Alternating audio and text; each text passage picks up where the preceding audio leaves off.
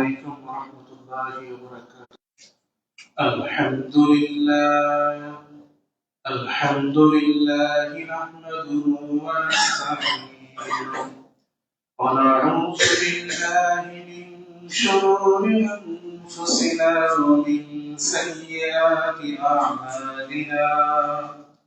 من يهده الله فلا مضل له ومن يضلله فلا هادي له. ونشهد أن سيدنا وسندنا وحبيبنا وشفيعنا ومولانا محمدا عبده ورسوله، وصلى الله عليه وعلى آله وأصحابه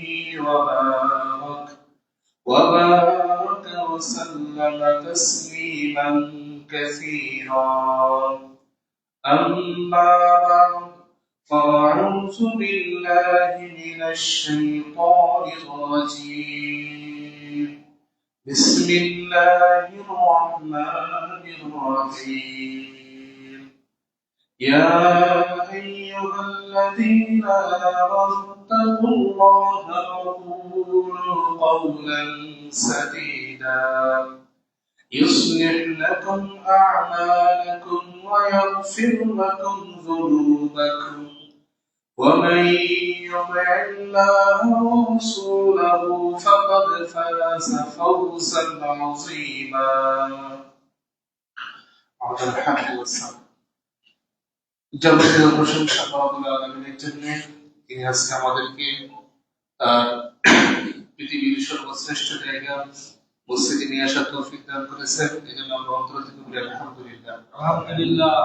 যাবতীয় দুরূদ এবং সালাত বর্ষিত হোক সেই রাসূলের উপরে, যে রাসূলের আদর্শ নিয়ে চলতে পারলে দুনিয়াতে শান্তি এবং পরকালে মুক্তি রয়েছে। আমরা সবাই মিলে মুহাম্মদ সাল্লাল্লাহু আলাইহি ওয়া সাল্লাম। আজকের জুমার সংক্ষিপ্ত খুতবার বিষয় হলো সমাজ সংস্কারের পথ ও পদ্ধতি, যেটাকে আরবিতে বলা হয় তুরুক ওয়া মানাহিজ ইসলাহিল মুজতামা। তুরুক মানে হচ্ছে পথ, মানাহিজ মানে হচ্ছে পদ্ধতি, ইসলাহ মানে হচ্ছে সংস্কার, মুজতামা মানে সমাজ। অর্থাৎ একটা সমাজকে কিভাবে নির্মাণ করলে কোরআন সুন্নাহ ভিত্তিক সমাজ গড়ে ওঠে এবং কিভাবে আমরা জীবন যাপন করলে আল্লাহর কাছে প্রকৃত মুসলিম, প্রকৃত মুমিন হিসাবে কিয়ামতের মাঠে উপস্থিত হতে পারবো, এই বিষয় নিয়ে ইনশাআল্লাহ আজকে সংক্ষিপ্ত আলোচনা করব ইনশাআল্লাহ। সমাজ সংস্কারের প্রথম যে ধাপ, সেই ধাপ হচ্ছে তাওহীদের শিক্ষা বা তাওহীদের বিস্তৃতি লাভ করা। একটা সমাজ যদি আপনি সুন্দর করে গড়তে চান, সুন্দর করে সাজাতে চান, যে সমাজের মধ্যে শিরক থাকবে না, বেদাত থাকবে না, কুসংস্কার থাকবে না, যাবতীয় অন্যায় মুশরিক থাকবে না, ইনসাফ ভিত্তিক, ন্যায় ভিত্তিক একটা সমাজ গড়ে উঠবে, তাহলে অবশ্যই প্রথমে আপনাকে তাওহীদের জ্ঞান অর্জন করতে হবে এবং তাওহীদ ভিত্তিক জীবন যাপন করতে হবে।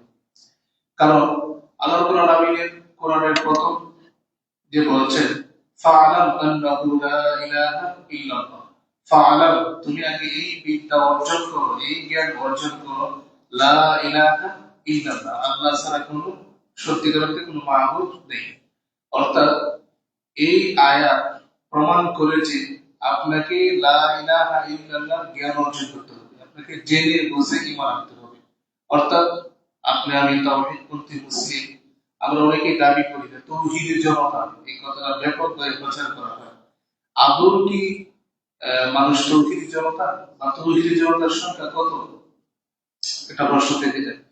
এই জন্যই এই সমাজ থেকে আপনি সংস্কার করতে চান, তাহলে তাওহীদের ভিত্তিতে সমাজ গঠন করতে হবে। শিরক, বেদাত, কুসংস্কার দিয়ে আপনি কখনোই সমাজ বিনির্মাণ করতে পারবেন না।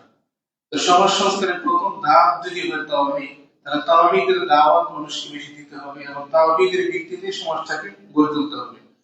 আজকে দেখেন আমরা বিভিন্ন দিক নিয়ে আজকে সমাজে তোলপাড় হচ্ছে, সামনে ইলেকশন আসতেছে, অনেক কিছুই হচ্ছে, কিন্তু আপনি যদি তাকান কয়জন মুসলমানকে পাবেন যাদের ঈমান শিরক এবং কুফর মুক্ত, কয়জন মুমিনের আমল বেদাত মুক্ত? অধিকাংশ আমরা পাই না। আর আমাদের সমাজে একদিকে যেমন তাওহীদের দাওয়াত চলছে, অন্যদিকে তাগুতের দাওয়াত চলতেছে। তাগুত মানে কি? তাগুত শব্দের অর্থ হলো মানে বাড়াবাড়ি করা, তারপরে সীমা লঙ্ঘন করা। পারিভাষিক করতে তাগুত বলা হয় আত-তাগুতু মা উবিদা মিন দুনিল্লাহ, অর্থাৎ আল্লাহকে বাদ দিয়ে মানুষ যারা পূজা করে, মানুষ যারা ইবাদত করে, এটাই হচ্ছে তাগুত। কুফরটা কি? কুফর হচ্ছে এটা হচ্ছে সীমা লঙ্ঘন করা, বাড়াবাড়ি করা, অর্থাৎ আল্লাহর বিধানকে সরাসরি অস্বীকার করা, এটা তাগুতের অন্তর্ভুক্ত। শিরিক কি? শিরিক হচ্ছে আল্লাহর বিধানের সাথে অংশীদারি স্থাপন করা। আল্লাহ বলছে পাঁচ ওয়াক্ত সালাত আদায় করো, আল্লাহ বলছে আল্লাহর একত্ববাদকে মেনে নাও, আপনি আল্লাহর একত্ববাদকে মেনে নিয়ে সাথে আরো কিছু যোগ করবেন, এটা হচ্ছে শিরিক। এজন্য আপনার যদি তাওহীদ ভিত্তিক সমাজ নির্মাণ করতে চান, তাহলে প্রথম বাধা হচ্ছে কুফর, তাগুত, শিরিক। এটা হচ্ছে সবচেয়ে বড় বাধা। যেমন তাগুতটা আপনাকে বুঝতে হবে, তাগুতটা কি? হাদিসের ভাষায় তাগুত বলা হয় মা তাবাররি আম্মা সাল্লাল্লাহু আলাইহি, অর্থাৎ আল্লাহকে বাদ দিয়ে মানুষ যার বিধানকে অগ্রাধিকার দেয়, এটাই হচ্ছে তাগুত। যেখানে কোরআন এবং হাদিস থাকবে, যেখানে কোরআন থাকবে, কোরআনের আলোকে জীবন যাপন করবেন, এখানে তাগুতের সুযোগ নেই।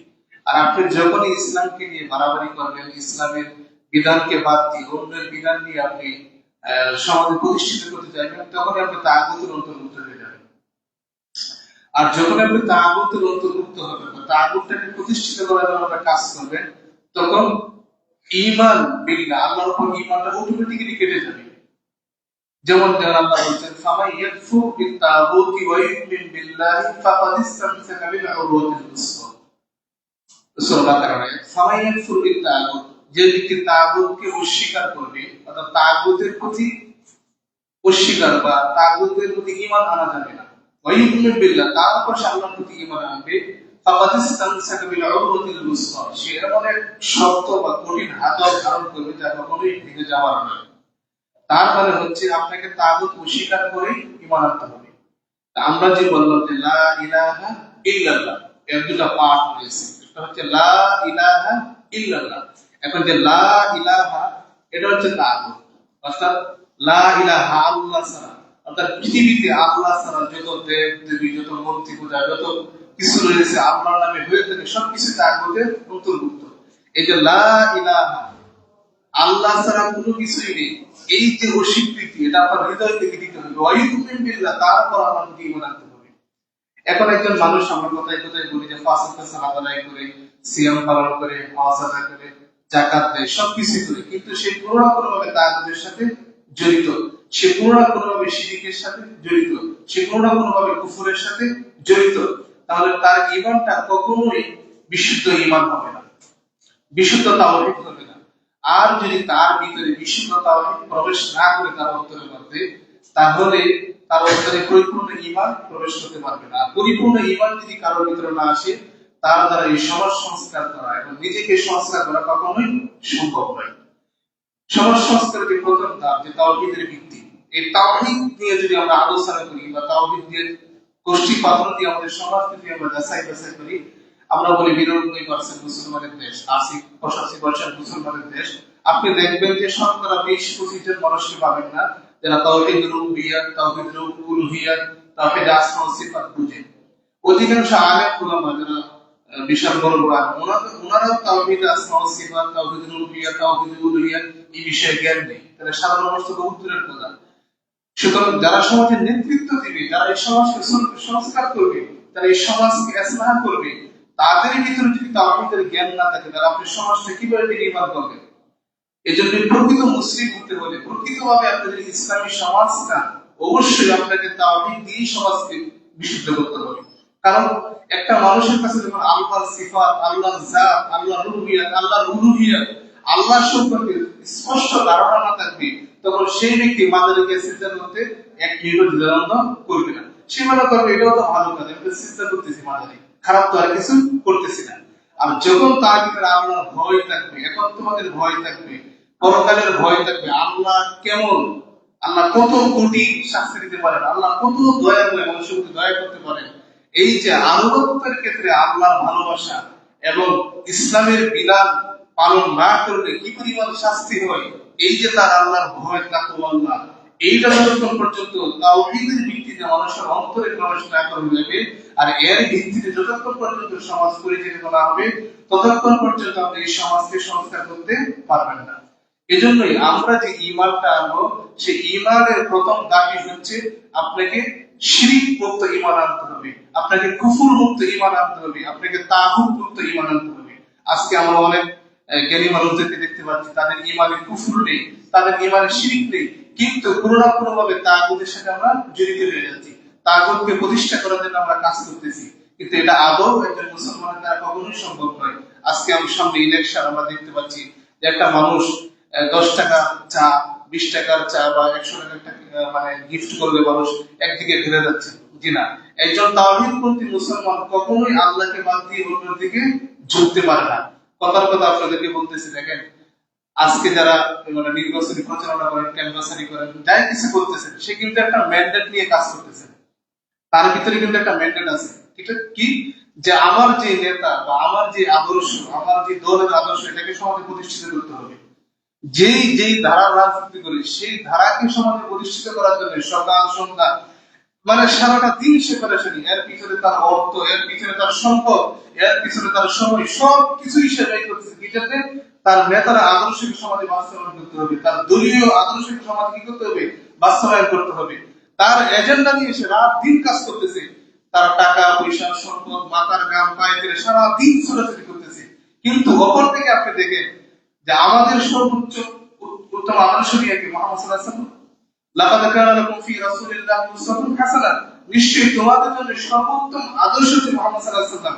প্রজ্ঞান করে আপনি যদি প্রকৃত মুসলমান হয়ে থাকেন, আপনি যদি চান যে এই সমাজ ইসলামী সমাজ হোক, এই সমাজ কুসংস্কার মুক্ত সমাজ হোক, তাহলে আপনারও একটা ম্যান্ডেট নিয়ে দাওয়াতি কাজ করতে হবে।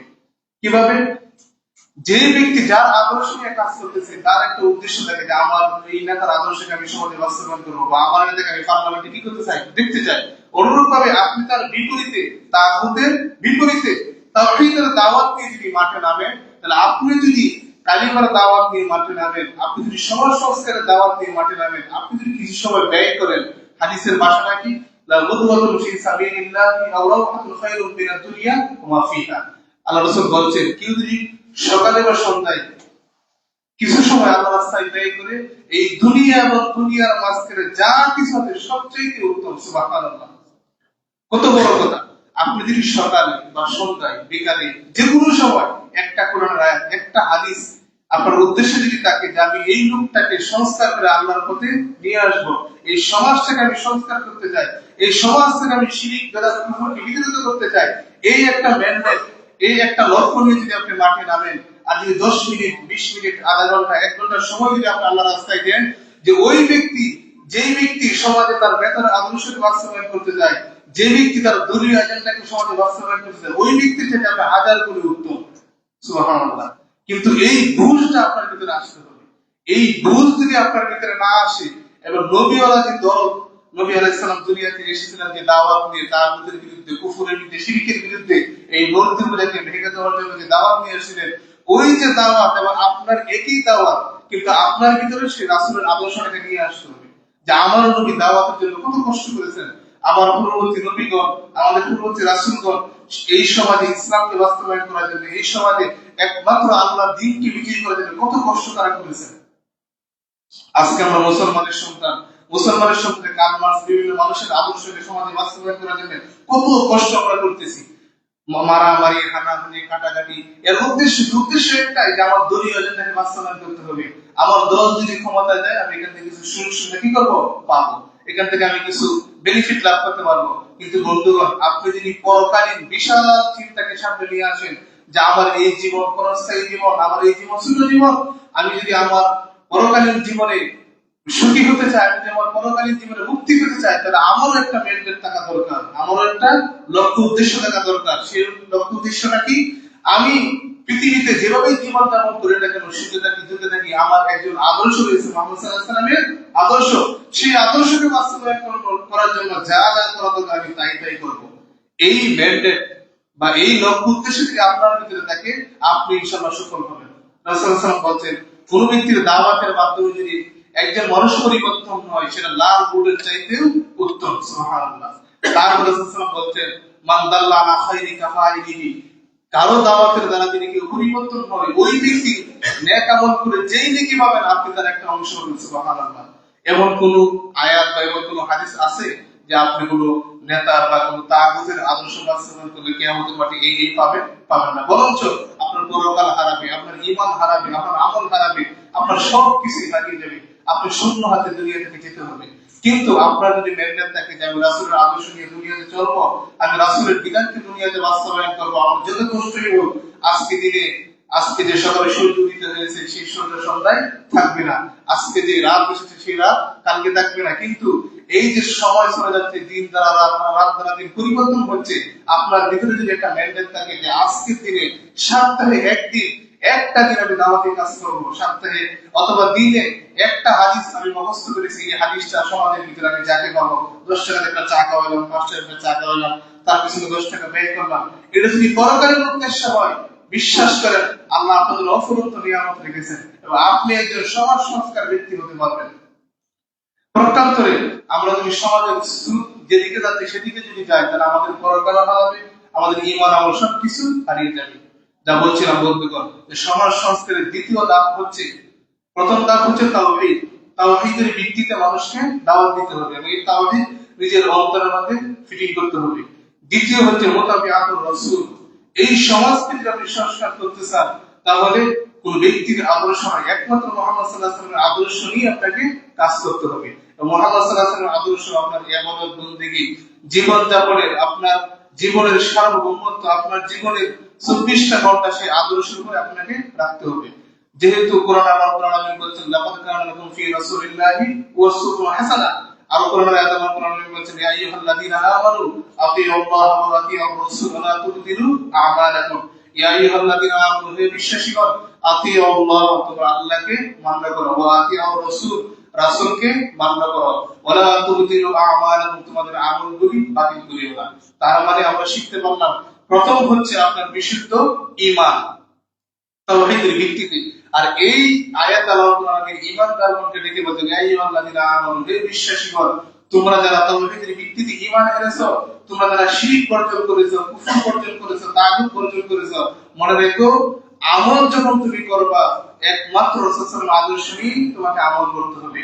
অন্য কোন ব্যক্তির আদর্শ নিয়ে যদি তুমি আমল করো, বুজুর্গানি দিন, পীর আউলিয়া ওলি মাশায়েখের আদর্শ নিয়ে যদি আমল করো, তাহলে তোমার আমল আল্লাহ কি করবেন না? কবুল করবেন না। তারপরে সূরা গাশিয়াতে আল্লাহ বলেছেন আমিলাতুন নাসিবা তাসলা নারুন হামিয়া, আমিলাতুন নাসিবা, বহু আমলকারী ক্লান্ত হয়ে গেছে, তাসলা নারুন হামিয়া, তারা জ্বলন্ত উত্তপ্ত আগুনে নিক্ষিপ্ত হবে। আজকে বন্ধুগণ দেখেন, অনেক মানুষের বয়স 60, 70, 35, 65 হয়েছে, কিন্তু দেখবেন যে সে বেদাতের সাথে জড়িত, কোনো না কোনো ভাবে সে আদর্শ বিচ্ছিন্ন তাদের সাথে জড়িত। আপনি যদি তাকে দাওয়াত দেন, ভাই আপনি কোরআন এবং হাদিসটা, শুধুমাত্র কোরআন এবং হাদিসটা মানেন, এর উপরেই কল্যাণ রয়েছে, মানতে চাইবে না। যে ব্যক্তি মানতে চাইবে না, তার জন্যই আল্লাহ রাব্বুল আলামিন বলেন আমিলাতুন নাসিবা, আমল করতে করতে একবারে ক্লান্ত হয়ে গিয়েছে, মানে বয়স চলে না, এত আমলই করেন, মানে একবারে ক্লান্ত হয়ে যায়, তাহাজ্জুদও বাদ নেই, কিন্তু আল্লাহ বলছেন সে জাহান্নামে যাবে। কি জন্য? তার আমলটা রাসূলুল্লাহ আদর্শের আমল নয়। কারণ এটার জন্য আপনি কোরআন এবং হাদিস পৌঁছে দিবেন, সে যদি না মানে, সেটা প্রেক্ষিতে আল্লাহ কোরআন বলেছেন ওয়া ইশাকুর রাসূল মিন বাদি মা তাবায়্যানা লাহুল হুদা ওয়া ইয়াত্তাবি গায়রা সাবিলিল মুমিনিন নুওয়াল্লিহি মা তাওয়াল্লা ওয়া নুসলিহি জাহান্নাম। ওয়া ইশাকুর রাসূল, যে ব্যক্তি আল্লাহ এবং রাসূলের বিরোধিতা করে, মিন বাদি মা তাবায়্যানা লাহুল হুদা, তার কাছে হেদায়েত স্পষ্ট হওয়ার পর, অর্থাৎ আপনি তাকে কোরআন এবং হাদিস সুন্দর করে বুঝিয়ে দিয়েছেন, তারপরেও সে কোরআন হাদিস মানতে রাজি নয়, আল্লাহ বলেন নুওয়াল্লিহি মা তাওয়াল্লা ওয়া নুসলিহি জাহান্নাম, সে যেদিকে ফিরতে চায় আমি তাকে সেদিকে ফিরিয়ে দেব। কত কঠিন কথা! এজন্য বন্ধুগণ, আপনার আমার অন্তর্গত হবে উদার, আপনার আমার নিকটে যখন কোরআন এবং হাদিস আসবে, আপনার আমার নিকটে যখন তাওহীদের স্পষ্ট বাণী আসবে, অবশ্যই আপনাকে আমাকে এটার উপর ঈমান আনতে হবে, এটা বিশ্বাস করে আমল করতে হবে। যদি সেটা কোরআন এবং হাদিসের অনুকূলে হয়, আর যদি অনুকূলে না হয় প্রত্যাখ্যান করতে হবে।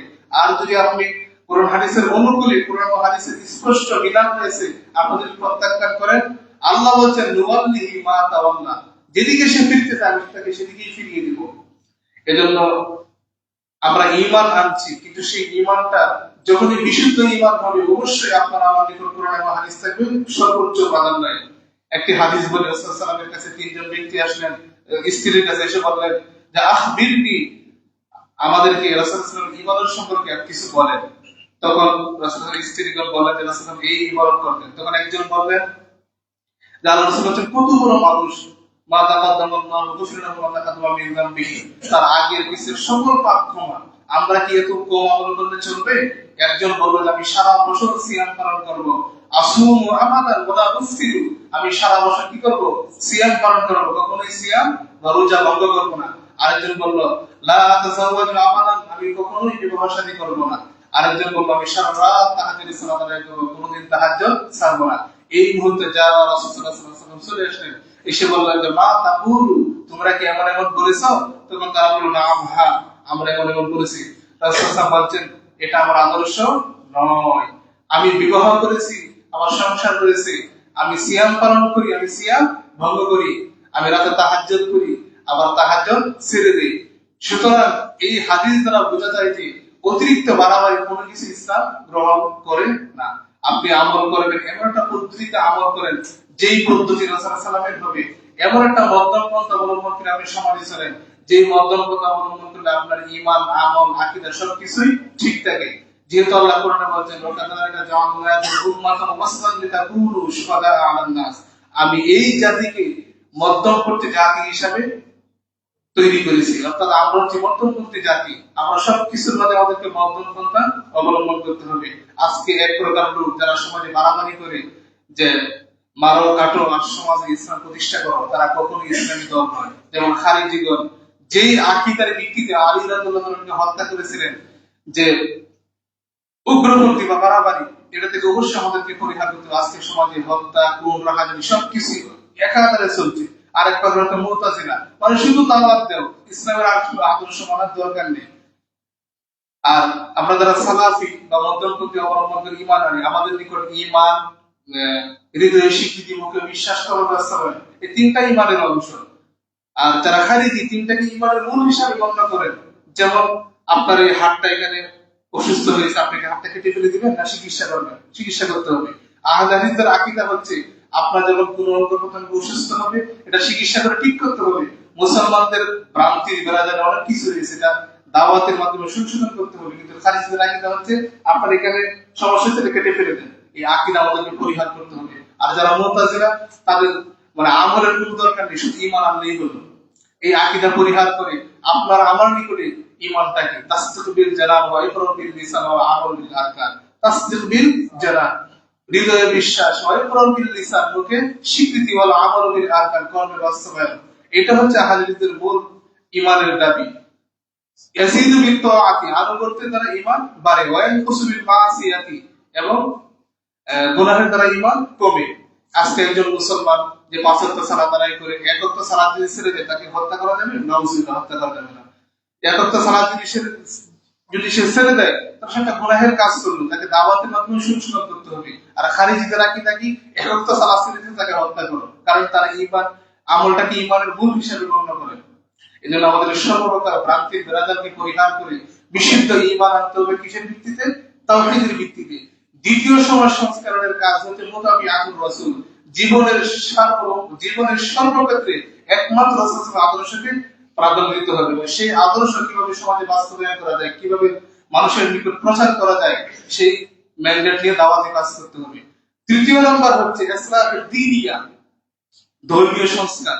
অর্থাৎ ইসলামকে সংস্কার করার মতো কিছুই নেই, কারণ ইসলাম হচ্ছে পরিপূর্ণ জীবন ব্যবস্থা। আল্লাহ বলেছেন ইন্না দীনা ইনদাল্লাহি ইসলাম, নিশ্চয়ই আল্লাহর কাছে একমাত্র মনোনীত জীবন ব্যবস্থা কি? ইসলাম। ওয়া মান ইয়াবতাগি গায়রাল ইসলামি দীনান ফালান ইউকবালা মিনহু, যে ব্যক্তি ইসলাম ছাড়া অন্য কোনো দ্বীনকে অনুসন্ধান করবে, তালাশ করবে, তার থেকে কোনো কিছুই গ্রহণ করা হবে না।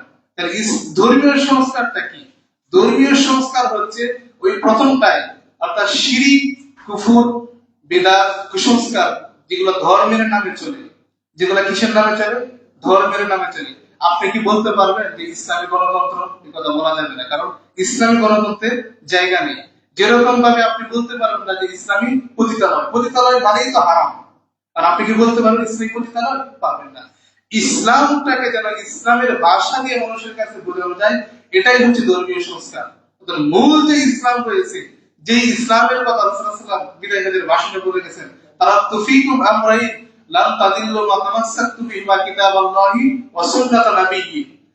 রাসূল সাল্লাল্লাহু আলাইহি ওয়াসাল্লাম বলছেন, আমি তোমাদের কাছে দুটি বস্তুকে রেখে যাচ্ছি, এই দুইটা বস্তুকে যদি তোমরা শক্তভাবে আঁকড়ে ধরো, লান তাদিল্লু, তোমরা কখনো কি হবে না, পথভ্রষ্ট হবে না, তোমরা ভ্রান্ত হবে না। একটা কি? কিতাব আল্লাহ কিতাব ওয়া সুন্নাতা নাবিয়্যি এবং রাসূলের হাদিস। এই দুইটা হচ্ছে মূল ইসলাম। এই দুইটাকে টিকাতে গিয়ে ধর্মীয় সংস্কারের দরকার।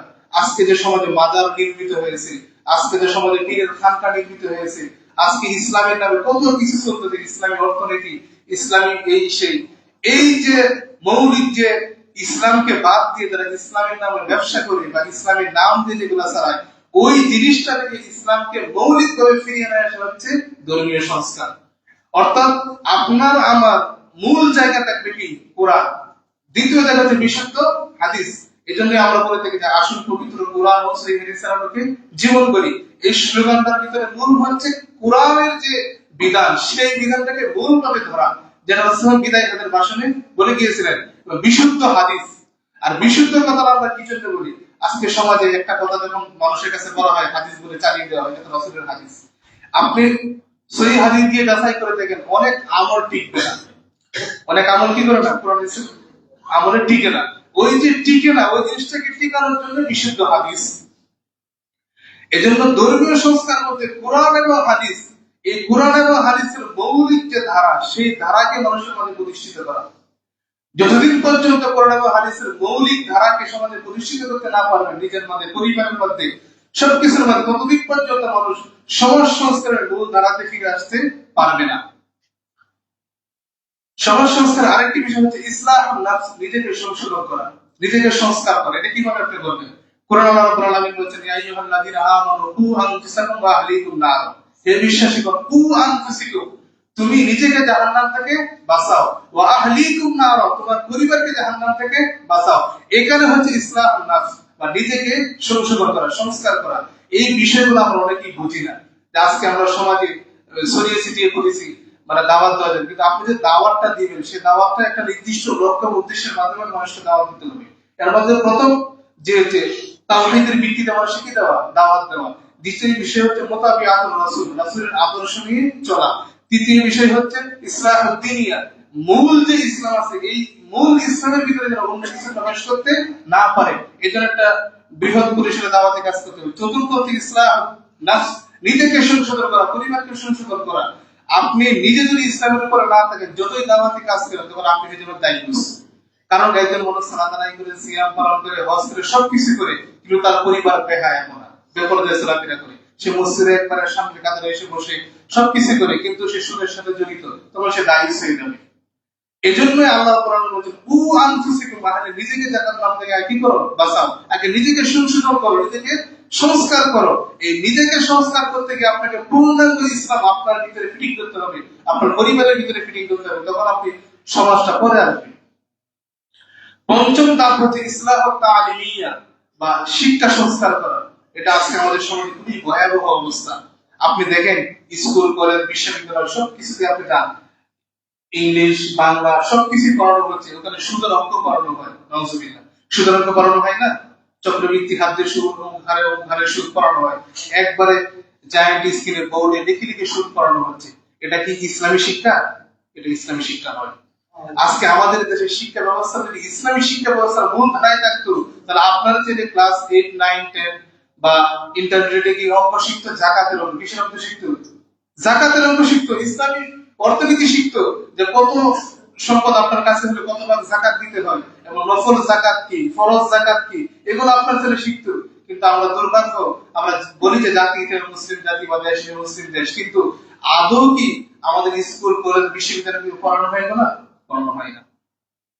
এই যে শিক্ষা সংস্কার, এই শিক্ষা সংস্কারের অংশ যদি আপনি হতে চান বা আপনার সন্তানকে করতে চান, তাহলে আপনার সন্তানকে এমন শিক্ষায় গড়ে তুলতে হবে যে আপনার সন্তান সুদ বাদ দিয়ে ইসলামী যাকাত ব্যবস্থা, ইসলামী অর্থনীতি নিয়ে পড়াশোনা করবে, ইসলামী সমাজ বিজ্ঞান নিয়ে পড়াশোনা করবে, ইসলামী দাওয়াত মানুষের কাছে কিভাবে পৌঁছে দেওয়া হয়, এগুলো নিয়ে পড়াশোনা করবে।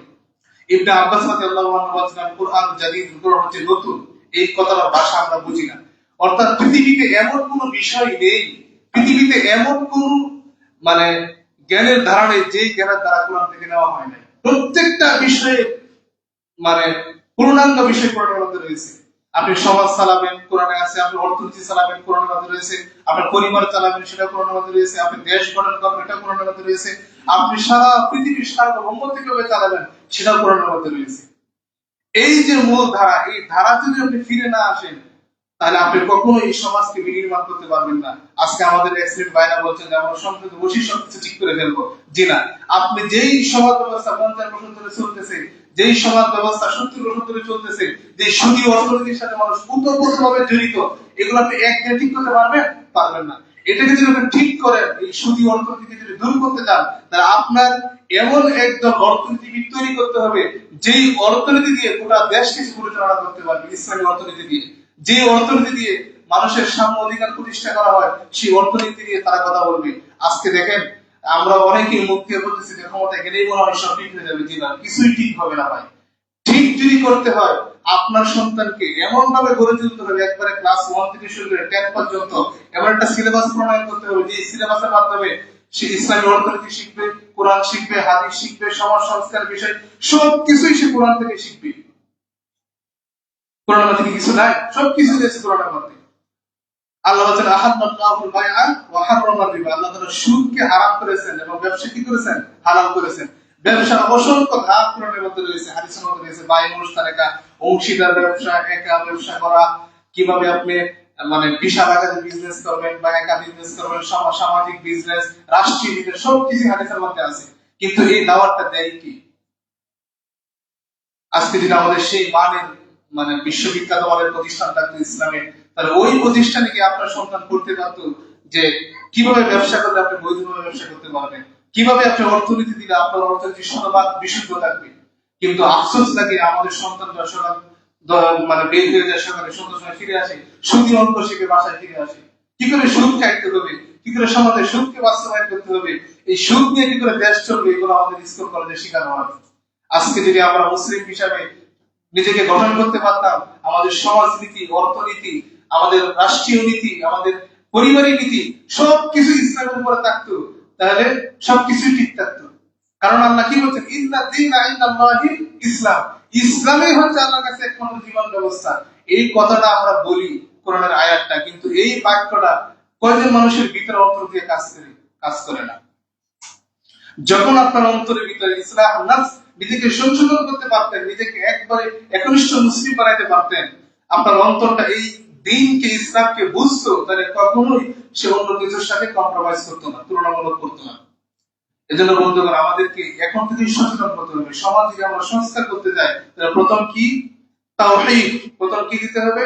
তাওহীদের ভিত্তি। দ্বিতীয় হচ্ছে মুতাবিআতুর রাসূল, রাসূলের আদর্শ নিয়ে আমাদের আমল করতে হবে। তৃতীয় হচ্ছে ইসলাহুদ্দিনিয়া, আমাদের ধর্মীয় সংস্কার। এই সংস্কার, ধর্মীয় সংস্কার মানে আমাদের মূল ইসলামের ভিতরে ইসলামের নামে যেন কোনো কিছুই না চলে, ইসলামের নামে যেন কোনো হারাম জিনিসকে হালাল না করা হয়, ইসলামের নামে যেন কোনো শিরিককে বেদাতের মানে শিরিককে আমলের রূপ না দেওয়া হয়, কোনো বেদাতকে আমলের রূপ না দেওয়া হয়, এবং কোনো কুসংস্কারকে ইসলামের জায়গা না দেওয়া হয়। চতুর্থ হচ্ছে ইসলাহ নাফস, নিজেকে সংশোধন করা বা আত্মশক্তি। পঞ্চম নাম্বার হচ্ছে শিক্ষা সংস্কার। এই শিক্ষা সংস্কার যদি আমরা করতে না পারি, আমাদের পরবর্তী প্রজন্ম ধ্বংস হবে। আজকে স্কুল, কলেজ, বিশ্ববিদ্যালয়ে যান, আপনার সন্তানকে আপনি পাঠিয়ে দিয়েছেন স্কুলে, কলেজে, বিশ্ববিদ্যালয়ে, কি সে শিখে? সে প্রি মিক্সিং করতেছে, সে বিভিন্ন মানে মোবাইল, ইন্টারনেটের মাধ্যমে সে বিভিন্ন কিছুতে জড়িয়ে যাচ্ছে। এটা থেকে বাঁচার উপায় কি? এটা থেকে বাঁচার উপায় হচ্ছে এই যে মসজিদ আত-তাওহীদ, এরকম মসজিদ সমাজ সংস্কার একটা বিশাল মেসেজ। কারণ এই মসজিদ থেকে যদি আপনি এমন একটা শিক্ষা ব্যবস্থা তৈরি করতে পারেন বা এমন একটা ব্যবস্থাপনা তৈরি করতে পারেন, এই মসজিদটাই হবে এই এলাকার সমাজ সংস্কারের মূল কেন্দ্র।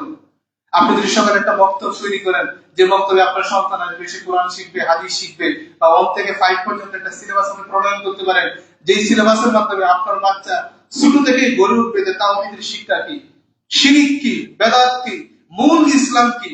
এই যে মেসেজ, এই মেসেজটা যদি আপনি এই মসজিদ থেকে দিতে পারেন, এই মসজিদটাই হয়ে যাবে আপনার একটা বিশাল মেসেজ। আজকে আমাদের সমাজে তো ইমাম রয়েছে, মুয়াজ্জিন রয়েছে, আমরা যারা রয়েছি বিভিন্ন সেক্টরে আমরা কাজ করি, মূল হচ্ছে এই সমাজকে যদি সংস্কার করে, একজন ইমামের ভূমিকা সবচেয়ে বেশি।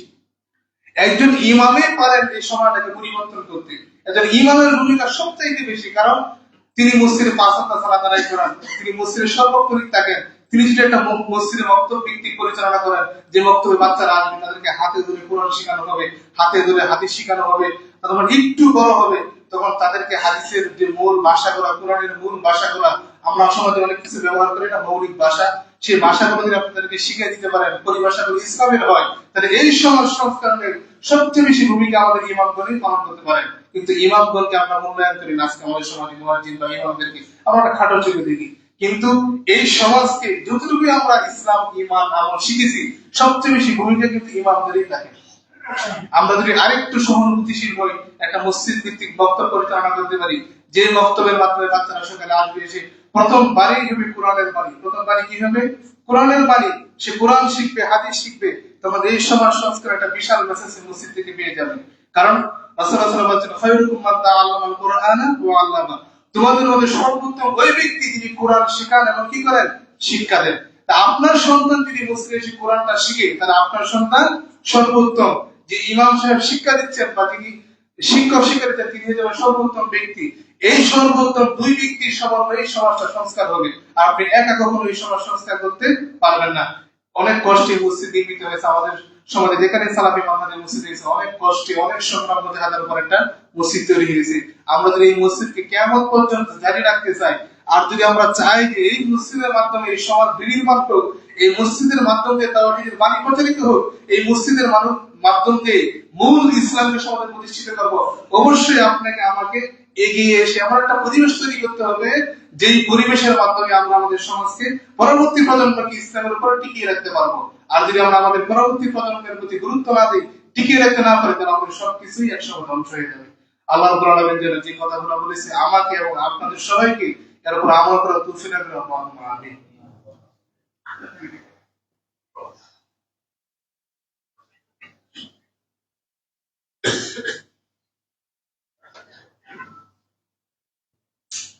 আলহামদুলিল্লাহ, আলহামদুলিল্লাহ, ওয়াসসালাতু ওয়াসসালামু আলা মান লা নাবিয়্যা বা'দা, আম্মা বা'দ। আমরা অনেকেই পরে আসছি। আজকে জুমার খুতবার বিষয় ছিল সমাজ সংস্কারের পথ ও পদ্ধতি নিয়ে আমরা আলোচনা করছিলাম। যে সমাজ সংস্কারের প্রথম পথ হচ্ছে তাওহীদের শিক্ষা, দ্বিতীয় পথ হচ্ছে রাসূলের আদর্শ নিয়ে চলা, তৃতীয় হচ্ছে ইসলামের নামে আমরা যেগুলো করি। আমরা অনেকেই মানে গণতন্ত্রকে অতি ইসলামিক গণতন্ত্র কখনোই বলা যাবে না। যেরকম ভাবে পতিতালয় মানে পতিতালয় হারাম, ইসলামিক পতিতালয় বলা যাবে না। অনুরূপ ভাবে আমরা মূল ইসলামকে যেন ইসলামের জায়গায় রাখতে পারি, যেটা রাসূলের হাদিস, সেই হাদিস অনুযায়ী আমরা জীবন যাপন করতে পারি, আমাদের অবশ্যই দাওয়াতি কাজ করতে হবে এবং আমাদেরকে শিক্ষা সংস্কারের অংশ হতে হবে।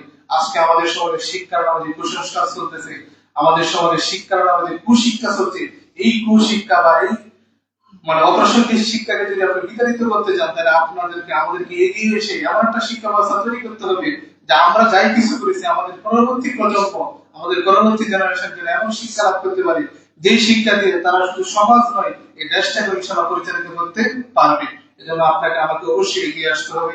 আল্লাহ যেন আমাদের সবাইকে কবুল করেন, আমিন। আমাদের মধ্যে যারা মারা গেছেন তাদের কবরের শাস্তি মাফ করে দেন, এবং যারা বেঁচে আছেন তাদের জন্য হায়াতে তাইয়্যিবা দান করেন, এবং যারা মুরব্বী আছেন তাদেরকে যেন সালমান ফারসির জন্য আপনার মতো কবুল করেন, এবং যারা যুবক রয়েছে সকল যুবক ভাইদেরকে যেন সাহাবীদের যে চেতনা ছিল সেই চেতনা নিয়ে সমাজে চলার মতো তৌফিক দান করেন, আল্লাহুম্মা আমিন। আরেকটি বিষয় হচ্ছে আমরা অবশ্যই একটা প্রতিজ্ঞাবদ্ধ হব, আমরা অবশ্যই একটা ম্যান্ডেট নিব, উদ্দেশ্য নিব, যে এই মসজিদে বক্তব্য আমরা আশা করি আছেন যে বক্তব্য তৈরি করবেন, সেই বক্তব্যের মাধ্যম দিয়ে আমরা সমাজটাকে যেন আমরা বিনির্মাণ করতে পারি, এমন একটা শিক্ষা ব্যবস্থার ধারা যেন আমরা নিয়ে আসতে পারি, যে ধারা অনুযায়ী আমাদের পরবর্তী প্রজন্মটা সুন্দরভাবে চলতে পারবে। শিক্ষার কোনো বিকল্প নেই। আপনি যদি সমাজকে সংস্কার করতে চান, অবশ্যই আপনাকে শিক্ষার কোনো বিকল্প নেই। শিক্ষার মাধ্যম দিয়ে আপনাকে সমাজ বিনির্মাণ করতে হবে। এর মধ্যে প্রথম ধাপ হচ্ছে যে আমরা অনেকের বাচ্চারা স্কুল, কলেজ, বিশ্ববিদ্যালয়ে পড়ে, কিন্তু মক্তবটা যদি আপনি চালু করতে পারেন, মক্তব ভিত্তিক মসজিদ পরিচালনা কমিটির মাধ্যমে যদি করতে পারেন, তাহলে এটা হচ্ছে প্রথম ধাপ। দ্বিতীয় ধাপ, আরো যদি আপনি ভালো কিছু পারেন, 1 থেকে 3, 1 থেকে 5 পর্যন্ত একটা করলেন, করে যে সিলেবাসের মাধ্যমে কোনো সুদ নেই বা কোনো দুর্নীতি নেই, এমন একটা শিক্ষা ব্যবস্থা তৈরি করেন। আজকে দেখেন আমাদের সমাজে যত স্কুল, কলেজ, বিশ্ববিদ্যালয় রয়েছে, সকল বিশ্ববিদ্যালয়ে এমন ভাবে পড়াশোনা করা হচ্ছে যে সুদ, ঘুষ সবকিছু শিখতেছে। ওখান থেকে পড়ালেখা করে আসে মানি লন্ডারিং করে। কি করে? মানি লন্ডারিং করে কোটি কোটি টাকা বিদেশে পাচার করে। এই শিক্ষা ব্যবস্থাকে আল্লাহ শিখিয়েছে, আমাদের নবী শিখিয়েছেন? শিখাননি। কিন্তু যারা করতেছে তারা মুসলমানের সন্তান। কিন্তু আপনি যদি ওই যে শিক্ষা ব্যবস্থা, যেটা তাগুতি শিক্ষা ব্যবস্থা, ওই শিক্ষা ব্যবস্থার বিপরীতে এমন একটা শিক্ষা ব্যবস্থা তৈরি করতে পারতেন শক্তিশালী, তাহলে ওই শিক্ষা আমাদের এই ইসলামী শিক্ষা ব্যবস্থাটাকে ধ্বংস করতে পারতো। আজকে আমাদের কাছে আফসোস থাকে যে পূর্ণাঙ্গ, যেখানে ইসলামিক পূর্ণাঙ্গ সিলেবাস পড়ানো হবে, পূর্ণাঙ্গ যাকাত, অর্থনীতি সবকিছু থাকবে, এই মানের শিক্ষা ব্যবস্থা আমরা তৈরি করতে পারতেছি না। এটার জন্য প্রয়োজন আপনাদের আমাদের মনোবল। আপনার আমার মনোবল যদি শক্তিশালী থাকে, আপনার আমার যদি সেরকম সামর্থ্য থাকে, আমরা আগে নিচের কোরআন আমরা ঠিক করি, আমাদের বাচ্চাদেরকে যেন মৌলিক কোরআন হাদিসের দাওয়াতটা যেন তাদের কাছে পৌঁছে দেওয়া যায়। প্রথমে আপনার বাচ্চা সকালে এসে কোরআনটা শিখো, হাদিস শিখো, তারপরে সময় করে করে তাদেরকে আস্তে আস্তে করে কোরআন হাদিসগুলো শেখান। এইভাবে যদি আমি গড়তে পারি, তাহলে এই সমাজ একদিন বিশুদ্ধ সমাজ হবে। কারণ ভাই দেখেন, বাল্লিগু আন্নি ওয়ালাউ আয়া, রাসূল বলছেন যে আমার একটি কথা জানা থাকলে কি করো, পৌঁছে দাও। যার যে জায়গা রয়েছে সেই জায়গা থেকে যদি আমরা দাওয়াতি কাজ করি, যার যে জায়গা রয়েছে সেই জায়গা থেকে যদি আমরা আস্তে আস্তে সামনের দিকে মানুষকে নিয়ে যাই, এই সমাজকে বিনির্মাণ করা সম্ভব, নতুবা সম্ভব নয়। কারণ আজকে দেখেন বিভিন্ন এনজিও, যেমন প্রাগ বলেন, বিভিন্ন এনজিও যারা বিদেশ থেকে কাজ করতেছেন, তারা দেখেন বাংলাদেশে একটা ম্যান্ডেট নিয়ে আসছে, কি করতে? কিস্তি দিচ্ছে। কিস্তির মাধ্যম দিয়ে তারা বাংলাদেশে ঢুকেছে। আজকে এই কিস্তির মাধ্যম দিয়ে বাংলাদেশে ঢুকে তাদের বিশ্ববিদ্যালয় তৈরি করেছে, করে নাই? বিশাল বড় বড় বিশ্ববিদ্যালয়, এখানে সুদী পড়াশোনা হচ্ছে। এই কিস্তিকে জায়েজ আছে? জায়েজ নেই, এটা সুদ। এই সুদকে সমাজে প্রতিষ্ঠিত করার জন্য তারা একটা এনজিওর মাধ্যমে সমাজে ঢুকেছে। ঢুকে একজন দুইজন, হয়তো আপনাকে 5,000 10,000 টাকা দেওয়া হয়েছে, মহিলাদেরকে টাকা দিয়ে একটা গরু একটা ছাগল এগুলো দিয়ে দিয়ে সমাজটাকে তারা দখল করেছে। এক সময় কি করেছে, বলছে যে আপনার সমাজে তো আমরা টাকা পয়সা দিয়েছি, আপনাদের মানে ক্ষুদ্র ঋণ দিয়েছি, এখন একটা স্কুল করে দিতে, যাতে আপনার বাচ্চারা পড়াশোনা করতে পারে। এই যে আপনাকে একটা ক্ষুদ্র ঋণ দেওয়া হয়েছে, সুদ ভিত্তিক ঋণ, সেই ঋণকে প্রতিষ্ঠিত করার জন্য ওখানে একটি স্কুল করেছেন। স্কুল করে আপনার বাচ্চাকে ওই পড়াশোনা এখানে করাচ্ছে। আরেকটু যখন তারা সমাজে প্রভাব বিস্তার করেছে, তখন বলছে আপনার সন্তানকে উচ্চ শিক্ষার জন্য আমরা একটা কলেজ করে দিই। এই কলেজ থেকে তারা বিশ্ববিদ্যালয় করে ফেলেছে। আজকে এই বিশ্ববিদ্যালয় দিয়ে তারা মানে অভ্যন্তরীণ ভাবে দেশকে নিয়ন্ত্রণ করতেছেন, আমাদের সমাজকে তারা নিয়ন্ত্রণ করতেছেন। কারণ অর্থনীতি তাদের হাতে, সামাজিক পাওয়ার তাদের হাতে। তারা তো এক দুদিনে করে নাই, আস্তে আস্তে ঢুকেছে। কিন্তু এই যে তাদের যে কাউন্সিলিং যেটা তারা করে সমাজে ঢুকেছে, ঢুকে আজকে আমাদের সমাজকে সুদী অর্থনীতি দিয়ে ভরপুর করে দিয়েছে। এটাকে বিতাড়িত করার জন্য আপনাকে আমাকে সেম পদ্ধতিতে দাওয়াতি কাজ করতে হবে, রাসূলের পদ্ধতিতে। আপনি একজন দুইজন সমাজের মানুষের এখানে ঢুকেন, ঢুকে আপনি দাওয়াতি কাজ করেন, করে আপনিও কর্জে হাসানা, সুদের বিপরীতে কি দেওয়া যেতে পারে? কর্জে হাসানা। রাসূল সাল্লাল্লাহু আলাইহি ওয়াসাল্লাম বলছেন, কেউ যদি দান করে তাহলে দানে 1 নেকি হয়, আর কেউ যদি কর্জে হাসানা দেয় তাহলে 18 নেকি পাওয়া যায়। তা আপনার অর্থনীতি যদি থাকে, যাদের অর্থনীতি আছে বা টাকা পয়সা আছে, আপনি কর্জে হাসানা দেন, দিয়ে সময়টাকে দখল করে, দখল করার পরে ওখানে যখন 10 জন 20 জন একটা মক্তব চালু করেন, মক্তবটা যখন আপনি প্রতিষ্ঠিত করতে পারবেন, একটা স্কুল করেন, ইসলামিক স্কুল করেন, এই যে দাওয়াত দিয়ে আপনাকে সমাজকে সংস্কার করতে হবে, সমাজের মূল ধারা থেকে ফিরিয়ে নিয়ে আসতে হবে। আজকে বিভিন্ন এনজিও তারা ঢুকে গ্রামে গঞ্জে শহরে ঢুকে আস্তে আস্তে তাদের ম্যান্ডেটকে প্রতিষ্ঠিত করতে গিয়ে তারা বিশ্ববিদ্যালয় করে বসে আছেন। এটাকে আপনি তো একদিনে সরাইতে পারবেন না। এটাকে যদি আপনি সরাইতে চান, তাহলে আপনাকেও বিশাল পরিকল্পনা নিয়ে মাঠে নামতে হবে। হাদিস ফাউন্ডেশন শিক্ষা বোর্ড সারা বাংলাদেশে ইসলাম শিক্ষা বা সংস্কারের জন্য কাজ করে যাচ্ছেন, আপনারা তাদেরকে সহযোগিতা করতে পারেন, অথবা তাদের আপনারা অংশ হতে পারেন।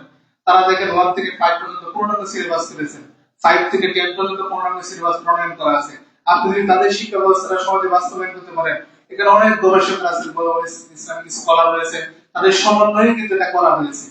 তা আপনি আমি যদি নিজে করতে না পারি, অন্তত তাদের সহযোগিতা করতে পারি বা তাদের একটু যদি আমরা সুযোগ করে দেই, তাহলে আমরা কিন্তু সেই সুদী এনজিও বা সুদ ঘুষ অর্থনীতিকে আমরা ঠেকাতে পারবো, নতুবা ঠেকানো সম্ভব নয়। এজন্য আপনাকে আমাকে সেই উদ্যোগটা যেন সমাজে বাস্তবায়ন হয়, একটু সময় আপনাকে আমাকে দিতে হবে। আজকে দেখেন, আগেও বলেছিলাম যে মানুষ কত কষ্ট করতেছে একজন ব্যক্তি বা একজন নেতার আদর্শ বাস্তবায়ন করে দিতে। আপনি যদি ওই জায়গা থেকে সরে এসে একমাত্র রাসূলের আদর্শ নিয়ে চলতে পারেন, ওই আদর্শটা বাস্তবায়ন করার জন্য সময় দেন, এবং আপনার মাধ্যমে যদি একটা সমাজ পরিবর্তন হয়, এটা বক্তব্য যদি হয়, কেমন পর্যন্ত আপনি নেকি পাবেন না?